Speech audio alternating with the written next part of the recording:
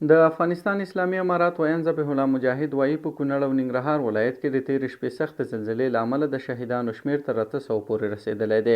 د نوموړي په وینا د دغه زلزلې له امله 2500 نور کسان په کونړ، ننګرهار او لغمان ولایتونو کې ټپیان شوي هم دي. د زلزلې له امله ډېر تلفات د کونړ ولایت مزار درې په ودیر، شماش، مسعود او اریت کلیو کې رامنځته شوي دي.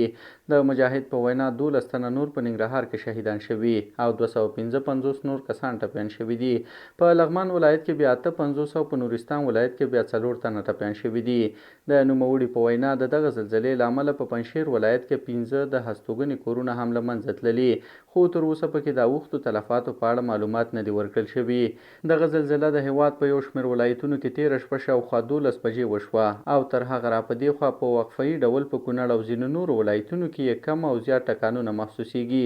د افغانستان اسلامي امارات ویاند ذبیح الله مجاهد په وینا د کونړ ولایت اکثره ولسوالیو ته د هوا له لارې مرستې رسېدلي. ټپیان د درملنې لپاره د ننګرهار حوزوي روغتون ته وړل شوي او خپل ټول امکانات یې د زلزله ځپلو سره د مرستې لپاره په لار اچولي دي.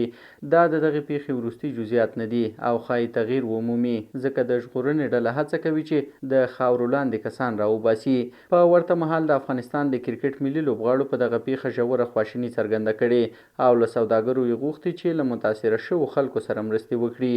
د دې ترڅنګ د پښتون ژغورنې غورځنګ مشر منظور احمد پښتين، د ملي ولسواک ګوند مشر محسن داوړ، د هند، ترکیې، پاکستان او سعودي چارواکو هم په دغه پیښه ژوره خواخوږي څرګنده کړې او د مرستې ژمنه یې کړې ده.